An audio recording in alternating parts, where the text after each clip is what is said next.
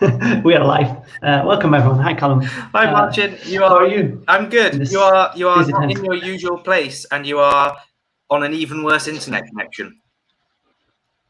Yes, that's a good entry point to our today's episode of umbraCoffee. I'm in my hometown visiting my parents-in-law, and yeah, we will see how it will go today.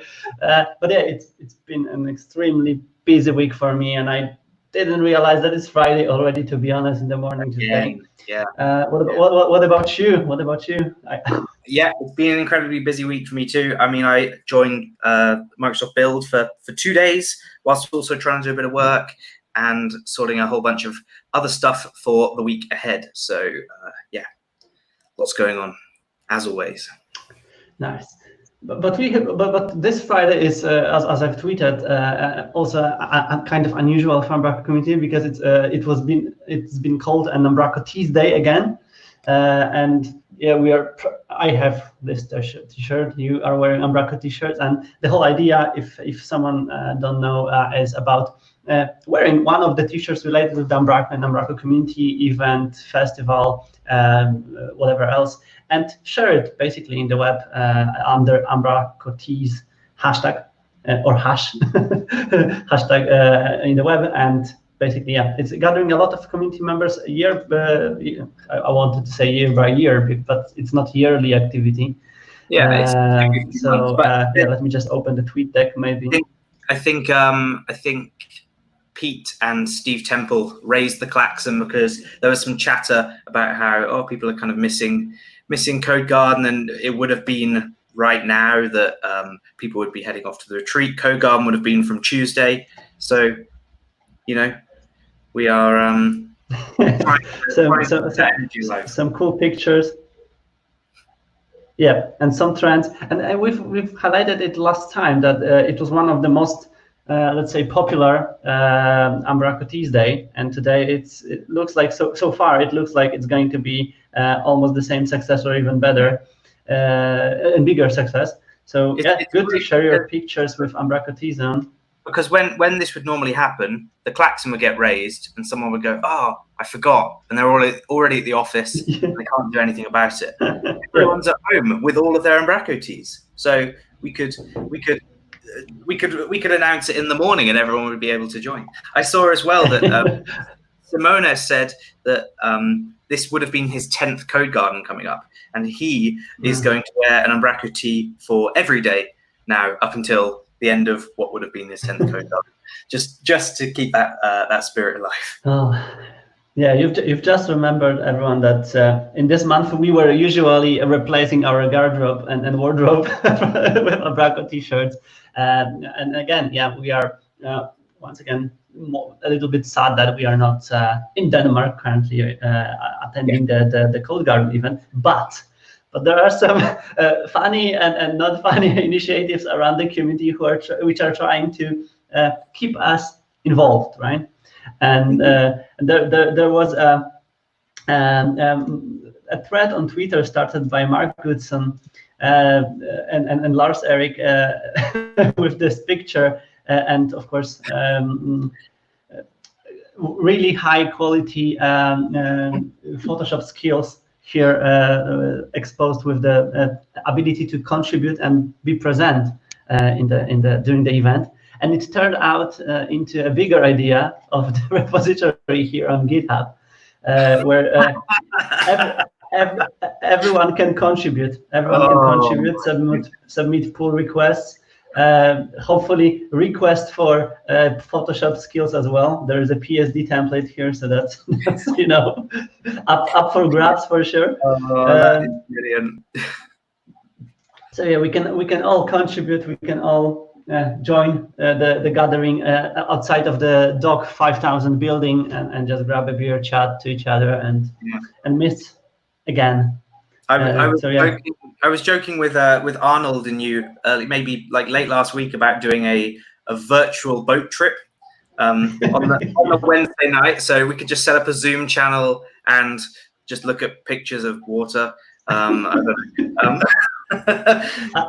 going to the mountains next Wednesday, and I will be by the lake. So I might do this stream for you, and yeah, just remember. But if we are talking about streaming, of course, CodeGarden and stuff like that, it won't be totally missed. It's not like the whole event and everything around it is cancelled. And Umbraco shared a nice blog post highlighting what is going to happen within this time, and the most let's say important things which were always interesting for companies and people who were joining the CodeGarden were also around awards and MVP ceremony, which still is going to happen, right?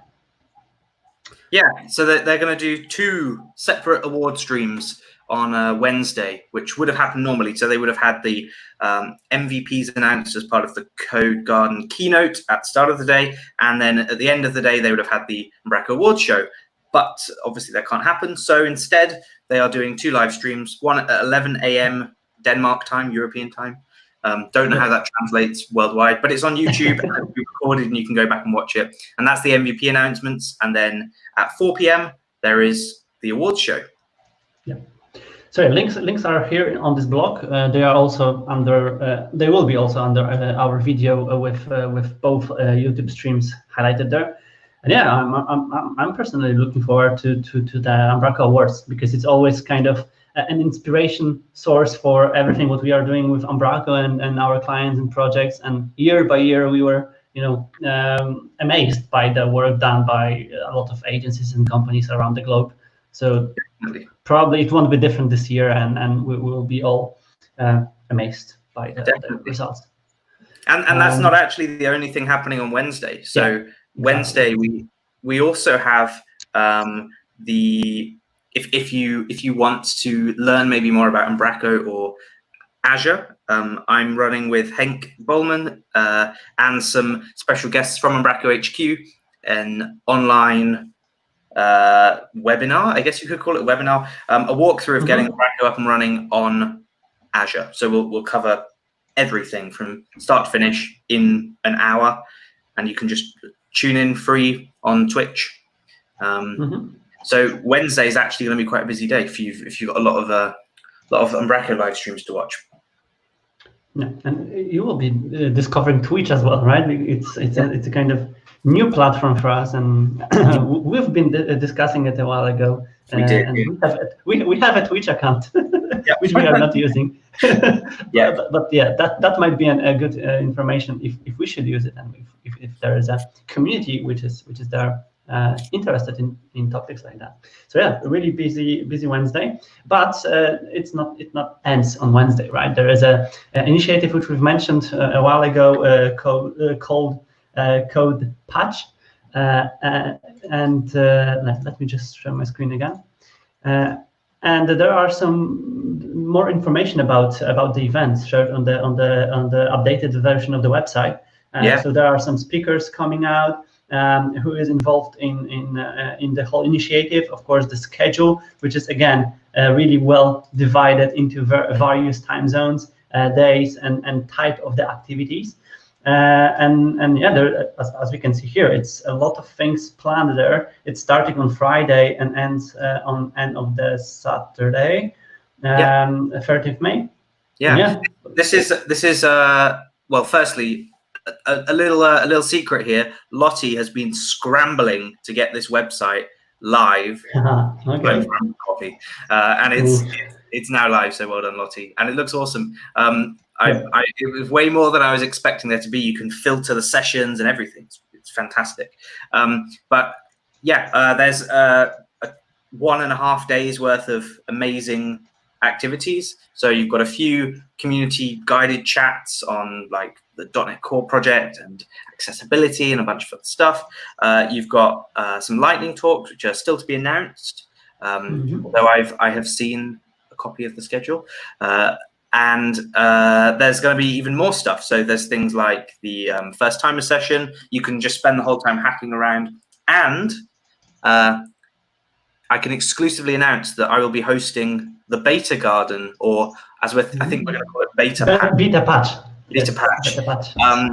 session on the Saturday. So that's going to end. Nice. That's going to end the whole of Code Patch, and I am going to make it as crazy as bingo. Ooh. I want to make it a competition. I want to inject a little bit of madness. I've got some amazing prizes, like really, really amazing prizes. Maybe someone could win a bunch of carrots as well. That's maybe a good idea. It's on Saturday, right? It's on Saturday. Yeah, it's on the Saturday at I think 8 p.m. UK time. So it's the end of the end of the beta. Okay, so I'll be in the mountains, but I will join with my bunch of people there to see this craziness and probably maybe share the community vibe. Community vibe is something what we are definitely should be proud of. And you've mentioned bingo, and I think it was always something what was hard to describe with words, and it's always good to even try or do something like that to keep us and all of us entertained, especially in those crazy I mean, I'm not going to try and take on Niels's bingo because no one can. But I think you can even get a touch of that kind of craziness in that final hour. It's going to be a really fun way to end. I have some insane ideas. Did you already call Niels's parents? Stop it.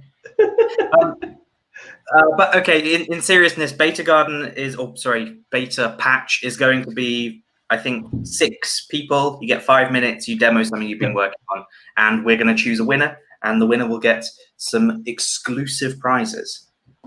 So if you have something that you want to demo, get in touch with me or Emma or any of the candid contribs, and let's make it happen. Awesome. Yeah, really looking forward to it. And again, big high five for everyone involved in preparing this event, because it's as you've mentioned, this work around even this website upgrade is exposed the whole idea behind it, and it's getting shape and looks awesome and incredibly interesting to participate. So yeah, we'll share links, of course, again underneath the video. But from the celebration time, we also had a release and information from Skrift magazine, what was announced that it's been 5 years since the Skrift released.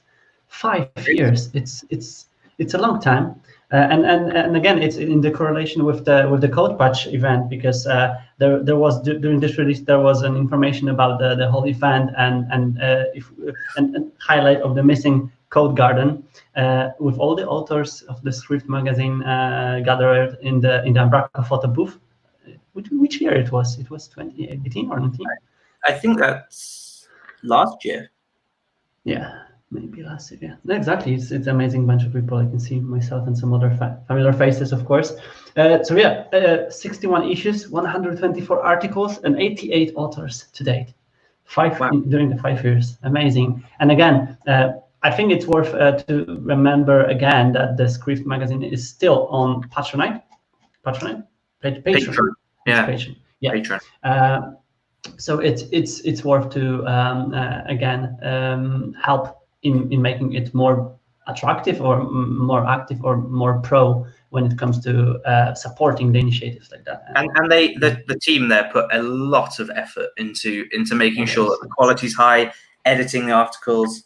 I know that whenever I've written an article, I have a tendency to give it to them relatively last minute, and they keep their cool, and it always comes together. And they are genuinely awesome. So huge congratulations on doing that for 5 years. That's impressive. It just remembered me that, how they helped me in making my Ponglish a little bit more international. But yeah, that's just confirming that the massive amount of work put in that behind the scenes, because we can see the issue that the MailChimp website or our email in our account, but there's a lot of efforts behind the scenes which are happening to make it on the high level as it is right now. Indeed. So, yeah, big high five. And other releases, not magazine related, there was a lot of interesting stuff shared this week, starting from the packages team itself, right? This is something we've been waiting for a little while. I know that we had Jesper on, maybe 6 weeks ago, who was demoing this. Mm-hmm. This is a package CLI tool allowing you to package up an Umbraco a set of files. It will create the Umbraco package format for you, and this is the best bit, it will actually upload it to Hour for you. So they've got a whole new workflow of creating an API key, which you can then use to upload packages. This means that previously what was not possible, which was deploying as part of like a automated pipeline, deploying your package to Hour and NuGet, you couldn't do that, but now you can, thanks to this. And it's open source on GitHub, so if people want to add features or make improvements, go for it. Yeah, that's the one step towards full automation of the Umbraco project release pipelines. That's amazing and great work done by the whole package team.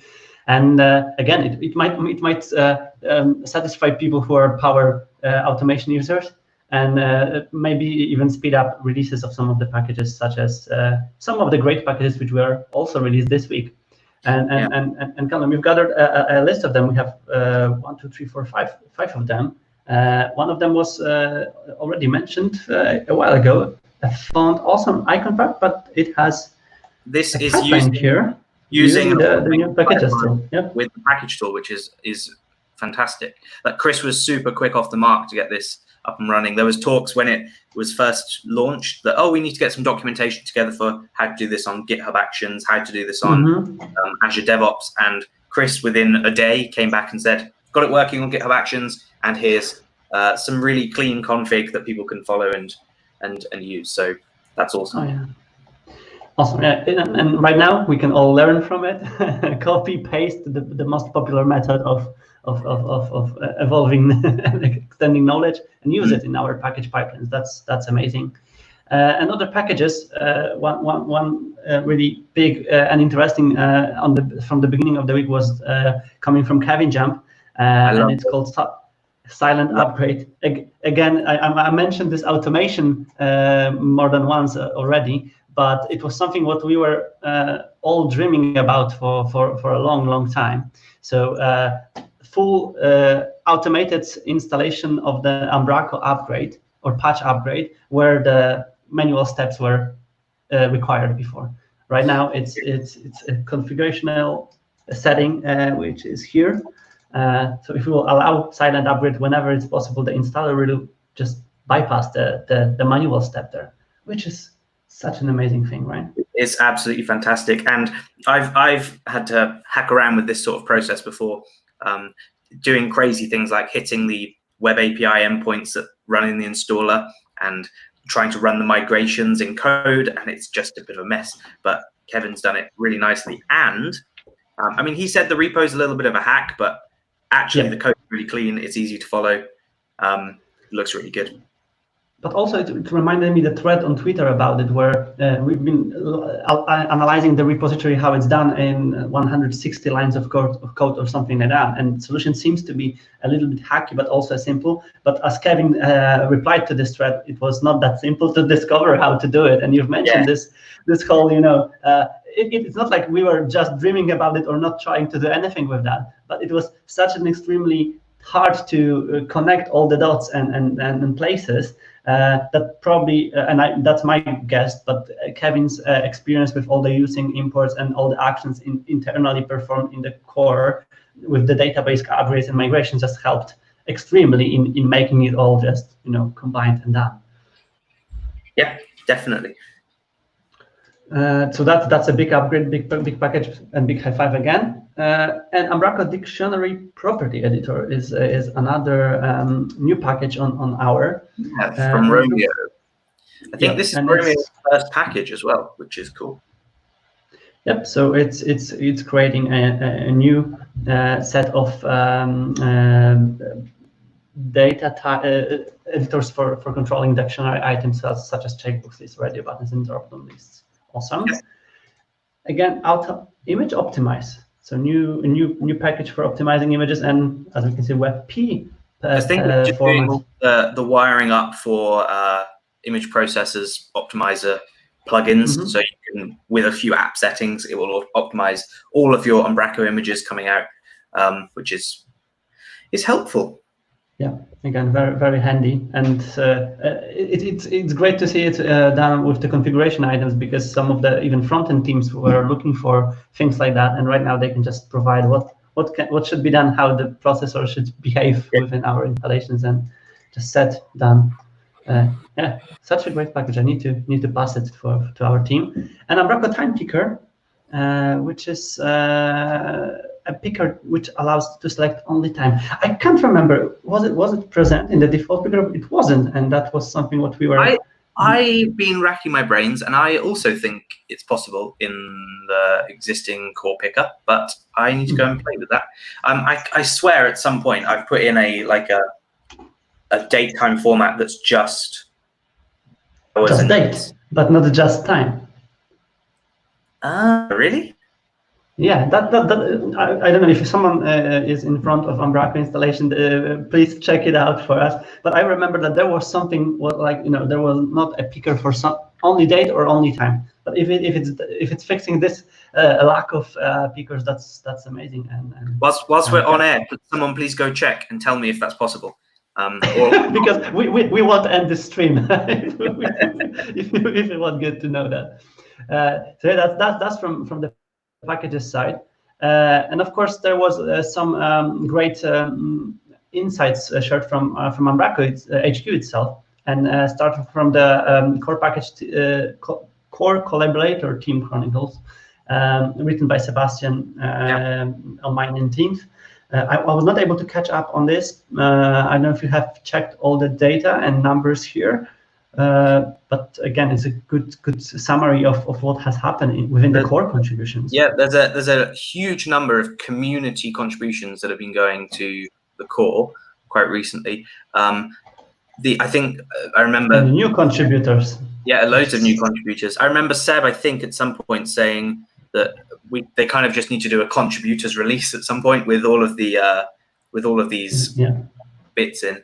And obviously, a lot of this is thanks to the hackathons. I know that Emma did a fantastic first-timer session as part of the CodeGarden hackathon a month or two ago. That probably gave us a couple of new first-time contributors as well. Yep, and also one more call to action to attend another hackathon if someone wants to join this list of either first or new contributors or already existing contributors, and then just help Umbraco HQ and Umbraco product become better.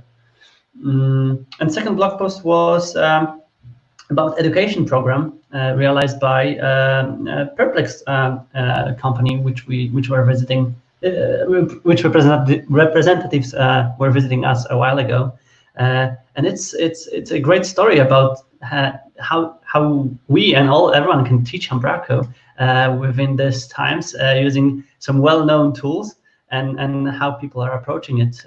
In this case, from the Perplex side. But yeah, as we are doing a lot of things like that in Poland recently with our school and programming programs in general, that's amazing to see how others are approaching the same problems or challenges and wants to help, because obviously the situation is forcing all of us to stay more at homes, but this time can be used in various ways, and education is really amazing thing to do. I don't know how many gold partners actually utilize the Umbraco education program or take part in it, because as a gold partner you can effectively train like schools for free on Umbraco fundamentals, which is an awesome way to give back. And especially now, if maybe you've got a little more time on your hands, it would be a fantastic time to do that. Yeah, I think it's again a great call to action to remember and remind about programs like that, same as with the trainings and things like that, because we some of us have more time to invest in ourselves, and what's better investment than learning new things, basically from the good source of data information. So that's great. No one answered our information. Well, Lars has said you can definitely supply a date time format, which I think I said, but I don't know if you remove the date bit if it only gives you the time picker. So no, that's still up for grabs. Up for contribution. And I'm checking just our list. We haven't talked about build yet. So Callum, I mean, this was huge this week, because I think a lot of people dialed in just for the keynote, at least at the start, where we had Scott Hanselman sitting at home, I guess pretending to be on a Zoom call. Oh, sorry, a Teams call, isn't it? Teams call, and walking through. I'm walking through some of the new features coming to Windows, coming to GitHub, basically just developer productivity tools. There was some really cool stuff, like he was able to move a Teams call from one machine to another and just pick it up, like continue where he left off, which is cool. But the things that I really loved were one thing called Power Tools, I think. Yeah, Power Tools. That was Power Tools, yeah. And that's effectively gives you like ways to Power Toys. Power Toys, that's it. It allows you to group areas of your screen and say, I can drop windows into this formation. So I think that was called Power Zones. Yeah, so you can have, I want to be able to have one window that's 2/3 and one that's 1/3, and then a keyboard shortcut you can run that just flips between them. There's also like, a ton of stuff. You can press Alt Space and do power search and crazy stuff, but it's a free thing you can just install on Windows and get up and running. They also announced Windows Terminal 1.0 and this new thing Package called Manager. Winget Package Manager, which is lovely because like in the Linux world and on Mac OS as well, they all come with package managers natively, and Windows for a long time has had these things in. Like Chocolatey was an add-on you could install, but it's not been native in Windows. So here you could do like winget install .NET and be up and running with .NET in minutes, or even further, winget install Umbraco and imagine it pulls down like a bunch of templates for you to get started with Umbraco. It's pretty cool. Yeah. Plus, it's worth to mention that it's open source. So it's like, again, we can all see how it's done and contribute also to its sources. And I was not catching up the build yet, but our team was very involved, and we will be probably getting some of the things highlighted there. But there was a lot of mentions about open source in general, and that blog post that you shared earlier in the week, right, about Microsoft, we got open source wrong, which was Yes. Over the past 10 years or so, we've not embraced open source enough. Yeah, and also underestimated the power of open source. And I remember when I joined the whole movement around open source, it was like, oh no, don't trust open source because it's open and it's vulnerable for things like that. And right now it's open, so it's better because people can see what's done there. And we've been talking about this privacy around those applications created for the COVID-19 monitoring and stuff like that. And having them open helped a lot to discover those issues. And without it, probably most of the people wouldn't know that they are tracked or exposed to potential leaks or issues. So yeah, it's great that companies, big companies such as Microsoft, just pumped a lot of money and efforts to make sure that open source is seen like it is right now, and it's getting better and better. There was also a really interesting discussion going on Twitter after all of the announcements this week about how maybe Microsoft's open source strategy could be too aggressive, and that's a really interesting thing because open source, as I said a few weeks ago, it's people's passion projects. It's sometimes quite a sensitive thing. People are very precious over their projects, and Microsoft announced a few things that effectively directly compete or squash popular open source solutions. So one of them was Xamarin Forms. They've now released something called Maui, and Maui effectively is a cross-platform UI framework for writing anything from Windows apps up to mobile apps. So it'll run on iOS. And it effectively kills another approach for the XAML UI. Yeah, exactly. And I think it's almost Blazor as well. It's actually based on the Blazor engine. So a few people are like, oh yeah, but you're kind of killing all the work that's been put into Xamarin Forms. But then there's this idea of people should come together, partner up on stuff, and make one solution succeed, or the best solution succeed. So yeah, interesting. Yeah, that's good. So let's wait and use it in the while. And also Warren in the meantime shared that it reminded him to get compact load viewer onto Winget and things like that. All of the packages, all of the tools which we've made for Windows usages and can be utilized and transferred to be used in the modern and new ways using those tools and stuff. It's awesome. And coming back to some of the announcements left on our list, it was another celebration around Umbraco community, and was about accessibility. Yes. And yeah, Global Accessibility Awareness Day. Yes. So it was. Well, what was the exact date? I think it was yesterday. Yeah, it was yesterday, exactly. So we've been mentioning accessibility team a lot. They have also the dedicated Twitter accounts right now on Twitter. So it's been a lot of efforts put in to make Umbraco more accessible within the last months and years. So it's definitely worth to highlight it and send a big high five again for the whole team gathered together to make Umbraco more accessible. Yeah. So yeah, celebrations there. And you've put one more GitHub conversation and pull request here, which is a draft pull request. I think Jan was saying on Twitter that he's spent he's taken maybe 2 or 3 attempts at this PR and never quite got it right, but he's now got a draft PR for adding a lock directive so you can tab around the back office properly, which is really nice. And I hope this gets in. Obviously, it looks like quite a lot of work's gone in, 21 commits. It's still in draft, but yeah, looks great. This is probably one of the first drafts PRs which I see using this feature in GitHub, to be honest. But it looks like a great work put together, and everyone can right now extend it. So yeah, exactly. Big five for Jan for combining it together. And last but not least, it was a new hire in Umbraco HQ. And I won't be trying to pronounce this name correctly. To be honest, I think it's Halter. Halter, yeah, a new Umbraco support warrior, and as usual, there is a great story and all the introduction about the new team member in Umbraco. And as I've been involved in a lot of interesting and helpful chats recently with some of the support members, it's great to see that the team is growing and more people will be helping for solving and improving products around Umbraco offering in general.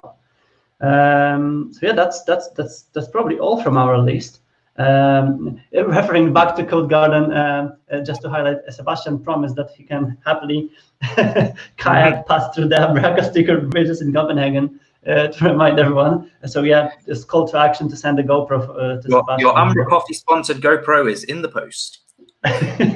You know, we are such an influencers that right now a GoPro representative will call you and it's all done. So did you also see we have had an answer to our question about the time picker, which is as of 8.6, you can do a time picker natively in the core just by adding the date format as just a time. And it was a Hacktoberfest contribution. So awesome work. Yeah, but it confirmed that it wasn't presented there before, which was probably the motivation behind the work done around this extension or package. So yeah, for every use case below 8.6, it will be still a massive addition. Cool. That's all. Do you think, is there anything else to add, Callum? No, there isn't. I think I'm looking forward to next week. I'm sure you're looking forward to your trip to the mountains. Yep, and of course, as I said, I will be joining the event virtually, thanks to the ability to join it virtually, basically. So yeah, that's amazing. We will see you, and we are also all looking forward to the keynote and Umbraco Awards. And next week we will combine it all and highlight all of the announcements here on umbraCoffee, as usual, every Friday. Can't wait. Yeah, so thanks everyone for being such active today and solving our mysteries thrown into the wild in the meantime. And well, see each other on the events next week and next Friday on the umbraCoffee. Bye. Yep.